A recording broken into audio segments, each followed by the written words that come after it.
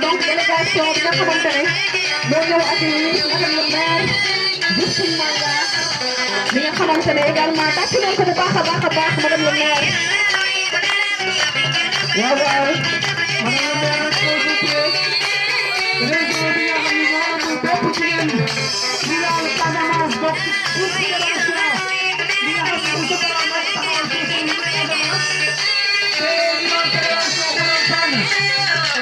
Laurent may fàttali rek ni que madame le maire nekk na jigéen boo xamante ne récemment dañ leen ko décoré bu ko faral ci li nga xamante ne nii moo di leadership féminin mu nekk femme boo xamante ne nii ci cadre leadership ñëpp ràññee nañ ko voilà loolu la ñu déglu dañ la def liggéey bu am solo suñu ci ñaar ak ci ñaar son porte manière générale mu nekk suñu fierté mu nekk ci nga xamante ne fépp Sénégal dañ koy namoo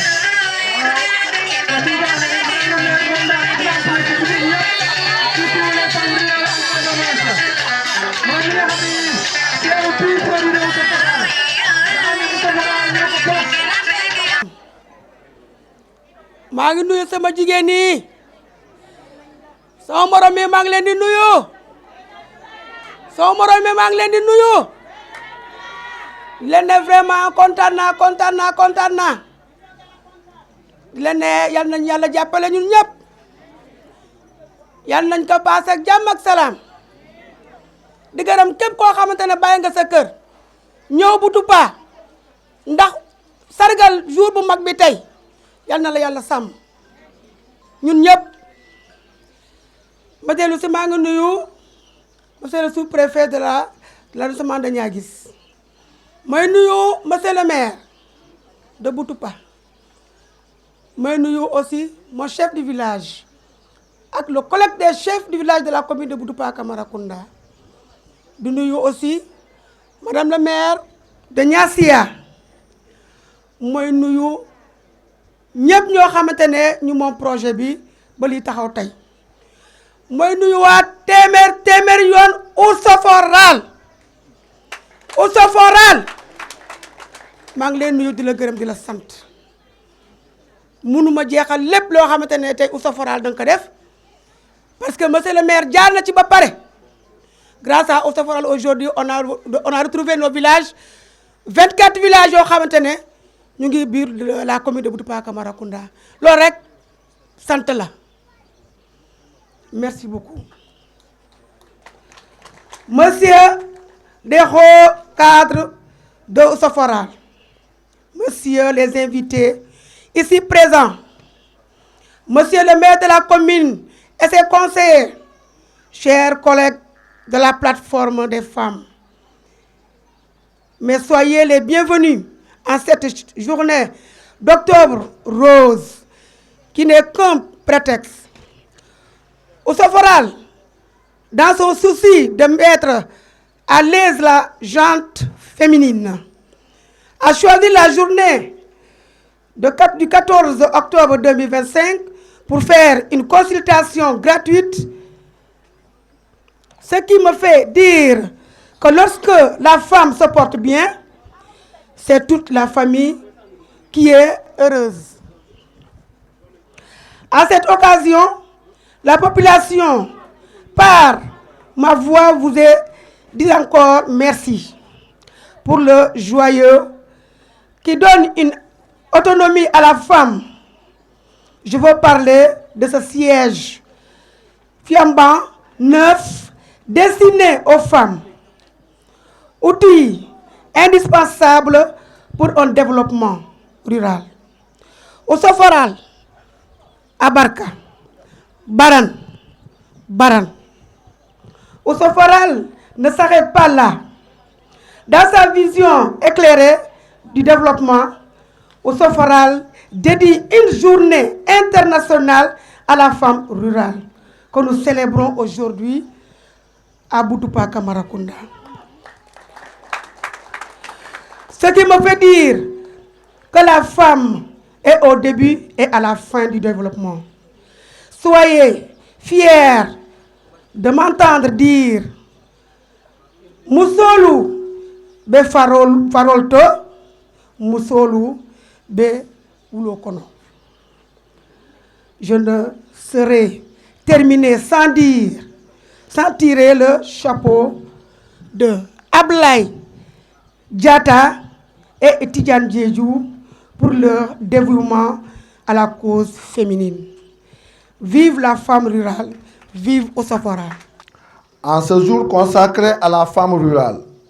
je voudrais avant tout rendre hommage à votre courage, votre persévérance et votre engagement quotidien. Vous êtes la force tranquille qui soutient nos familles et construit l'avenir de notre commune. Notre territoire a traversé des épreuves liées au conflit. Aujourd'hui, alors que les populations reviennent et que nous nous engageons dans la reconstruction, les femmes sont, une fois encore, au cœur du processus. Je voudrais, à cette occasion, exprimer toute ma gratitude et mes sincères remerciements à Ousso-Foral. Grâce à leur accompagnement constant et concret, beaucoup de choses ont déjà été réalisées pour et avec nos femmes. Entre autres, nous pouvons citer la mise en place de blocs maraîchers qui sécurisent la production agricole et améliorent la sécurité alimentaire. Des formations adaptées qui renforcent les compétences des femmes. La mise en place d'un crédit revolving qui facilite l'accès au financement et soutient les initiatives économiques. La formalisation des structures féminines, donnant aux femmes une organisation solide et représentative. Le renforcement des capacités pour une participation active et légitime dans les instances de décision. Et enfin, un appui au contrôle citoyen à la prévention et à la gestion non violente des conflits qui fait des femmes de véritables actrices de paix et de cohésion sociale. Et pour couronner ces efforts, un grand pas a été franchi, la construction de ce joyau, le siège des femmes, un espace qui incarne reconnaissance, dignité et engagement. Ce siège est bien plus qu'un bâtiment. Il est le symbole de la confiance placée en vous et du rôle essentiel que vous jouez dans notre avenir collectif. Chères femmes, aujourd'hui, je vous redis, vous n'êtes pas seulement l'avenir de nos villages, vous êtes le présent, la force et l'espoir de notre commune. Vous êtes au cœur de notre développement. Ensemble, avec l'appui de l'État et des partenaires, nous continuerons de bâtir une commune solidaire, résiliente, inclusive et prospère. Vive les femmes de Boutpa Camaracounda, vive Ousso Foral, vive la commune dans la paix retrouvée et l'espérance. Je vous remercie de votre attention. maa ngi sant ñëpp di sant jigéen ñi nekk fii tey ana maa ngi sant jigéen ñi nga àndal ñëpp di sant équipe technique Ousso Foral parce que ñun tey ba ñu créé Ousso Foral nekk conseil d'administration dañu bàyyi liggéey bi ak équipe technique bi donc Rokhaya ana ñu lay gërëm yow ak sa équipe yëpp tey jii dafa nekk bés boo xam ne dafa nekk bés bu am solo ci àdduna bi yëpp muy 15 octobre journée internationale de la femme rurale mu nekk moment boo xam ne ci àdduna bi yëpp nit ñi dañuy taxaw saytu yan avancée moo am ci droit jigéen ñi ren ji mu nekk ci affaire protection de l'environnement protection du climat nan la si jigéen ñi di taxawee parce que du yéen la ñuy jàngal ne jigéen lu mu def tey jii rek pour communauté bi yëpp la tey bu jigéen ñi di def li ñuy def ci tool yi di ko def ci faro yi di ko comme ni ko Anna waxee di ko def ci bloc maraîcher yi c'est pour conserver environnement bi yëpp bi nga xam ne en finalité communauté yëpp ñoo ci bénéficier wu donc ñu leen di remercier di feddali rek engagement wu Ousso Foral à continuer di jàppale jigéen ñi ñuy remercier autorités yi nekk fii surtout monsieur le préfet ak monsieur le maire monsieur le chef de village ci jàppale bi ngeen di jàppale jigéen ñi fii parce que tey ñun bu ñu bëggoon en tant que Ousso Foral di liggéey ak jigéen ñi te yéen en tant que autorité jàppalewu leen la tamit loolu du mën a nekk donc vraiment ñu leen di remercier bu baax di continuer di encourager jigéen ñi ci li ñu nekkee nii parce que li ñu nekkee tey mooy avancer loo communauté yi ñu nekk nii te jàmm ak stabilité ci communauté yi lay commencer jëm ci kaw communauté yi nii bu ñu amulee stabilité amuñu jàmm rek jàmm du mën a nekk ci réew yi jàmm du mën a nekk ci àdduna bi donc inauguration siège bi tam nekk lu am solo pour ñun Ousso Foral nekk na benn symbole boo xam ni ñu ngi koy continuer di def donc ñu siy remercier partenaires tamit yi jàppale Ousso Foral yëpp donc loolu daal laa bëggoon wax tey au nom du conseil d'administration au nom de ñi ma àndal nii ñëpp tey surtout au nom de monsieur Cissé Noa mi ñuy góoral tey mi ñuy dëgëral suñu taxawaay fépp ci àdduna bi donc vraiment ma leen di remercier bu baax a baax. ñu dajalee tey fii mooy célébrer journée internationale de la femme rurale mu am solo trop ci man ndaxte bu ñu nee 8 mars pour jigéen ñi ñëpp la mais ñu tànnaat ci biir célébrer jigéen ñi yëpp ñu tànn le 15 octobre ñu ne dañ koy sargal pour jigéen yi nga xam ne dëkk ci gox-goxaan yi. loolu mu nekk lu am solo loolu mu nekk yëg-yëg bu mag a mag te Ousso Foral am vraiment idée bu rafet pour gungee ñu ci ñëw dajale ñu tey fii pour ñu toog ñun ñëpp xalaat ci weccoo xalaat marqué journée bi nga xam ne mooy journée internationale de la femme rurale. vraiment ma bëggoon jigéen yi ngeen tàccu loolu bu baax a baax ndaxte loolu am ñu fayu Ousso Foral. buñ ci jógee ci li nga xam ne mooy journée bi mu nekk li nga xam ne dañuy inaugurer joyau bii di siège des femmes bu Boutoupa Camaracounda ndaxte bépp fédération bu taxaw mbébétam mooy mu am siège mu am këram fi nga xam ne ay soxlaam ay problème am mu dem toog foofu di ko jooytu di ko lijjanti di gérer problème mu jigéen ñi. ñu ngi ciy remercier Ousso Foral bu baax ba ci engagement bi nga xam ne mi ngi continuer di ko am envers jigéen yi nga xam ne dëkk ci gox-goxaan yi ndaxte yàgg nañ ko def nañ ko ci commune yu bëre tey ñu ngi nii yegsi nañu Boutoupa ñu ngi leen di remercier di leen ñaan vraiment ngeen continuer ci loolu ndaxte jigéen yi bëree ñu ngi ci gox-goxaan yi nga xam ne soxla nañ lu mel nii ñu ngi leen di ñaan ndaxte dëgg la liggéey bi yombul am financement yombul mais yéen a ngi def seen kentulaay kattan pour que vraiment li nga xam ne mooy mbébét jigéen ñi li nga xam ne mooy nakar jigéen yi mu mun a faju tey nag duma ci sore bu bëree ci discours bi ndaxte bu ñu paree ci panel bi dinañ gën a dellu si ci li nga xam ne mooy vraiment ak jigéen ñi ci wàllu liggéey bi ci wàllu gestion environnement bi ci wàllu li nga xam ne vraiment lii mun a doxal suñu vie bi mu jëm kanam di ci remercier bu baax a baax ki nga xam ne mooy autorité yi fi teew ñi nga xam ne bàyyi nañ seen soxla yëpp ñëw fekkee journée bi ndaxte yombul préfet wax nañ ko sànq ne moom dafa chargé gis nañu temps yi kenn amul jot mais def na tout pour ñëw fekkee parce que lu ko soxal la di remercier ñi nga xamante ne vraiment ci mois d'octobre rose bi Ousafara def na lépp won jigéen ñi ne ci ak yi ngeen am santé bokk na ci moo tax démb ñu baaxee leen li nga xam ne mooy consultation gratuite sur le cancer du col de l'utérus loolu ñu ngi koy rafetlu bu baax di si remercier l'équipe de Ousafara à travers projet yi nga xam ne moom moo leen may loolu moo ñu may tey ñu nekk tey fii di remercier vraiment le partenaire financier les partenaires espagnols yi nga xam ne taayu ñu tamit di ñu gunge saa su ne PCA bi tam ñu ngi koy remercier ndax tey xam ngeen ne nekku fii mais def na tout pour tey mu ñëw fekkee li nga xam ne mooy journée bi loolu dafa wane ni lu ñu ñor la lu ñor Ousafara la Tata Bara ñu ngi lay remercier bu baax a baax ci gunge bi nga xam ne pendant plus de 20 ans yéen a ngi gunge jigéen ñi yéen a ngi jàppale jigéen ñi jigéen yaa ngi jóg taxaw ci lu ne ñu ngi ci vraiment ngeen gis ne lu am solo la te taayu leen ci duñ ci gunge saa su ne ñuy remercier suñu partenaires yi jógee Guinée les partenaires Fodé bu Kolda ñu fi ñëw tamit ñu ngi leen di remercier ci seen teewaay bi di remercier jigéen ñi yëpp di leen sant di leen gërëm wasalaam. De la Fédération des organisations non gouvernementales du Sénégal, Madame la Présidente du COPIL, projet promouvoir le leadership féminin dans les instances de prise de décision à l'AICID. Madame, Monsieur les membres de la presse, chères participantes, defe naa fàttewuma kenn de parce que bëgg naa tudd ñëpp ñi fi nekk ñëpp maa ngi leen di nuyu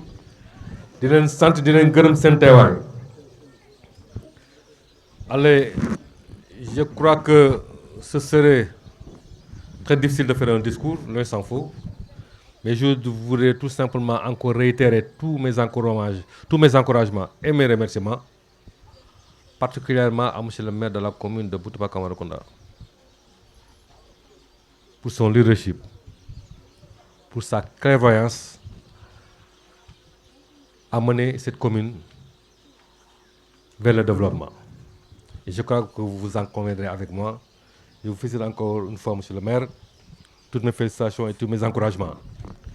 Et de la même manière que je le fais pour le maire de la commune de Boutoupa, je le ferai aussi pour madame le maire de la commune de Niassia. En dehors de leurs obligations d'élu de commune, ils sont tout simplement dans le développement. Vous connaissez madame la maire comme une femme de développement. Soyez-en félicités et remerciez madame le maire. Léegi ma mujjee ak Isoforal parce que la liste est exhaustive. Mais je voudrais tout simplement être heureux aujourd'hui d'être témoin de l'inauguration de ce bijou. Et ça, c'est pour les femmes. Donc, vous êtes en train de célébrer les femmes. Vous savez, vous avez choisi le 15 octobre. C'est une date marquante pour la femme rurale. C'est vrai que Madame la maire l'a dit. Le 8 mars est dédié aux femmes du monde entier. Mais le 15 octobre est une date dédiée exclusivement aux femmes rurales. Et souvent même,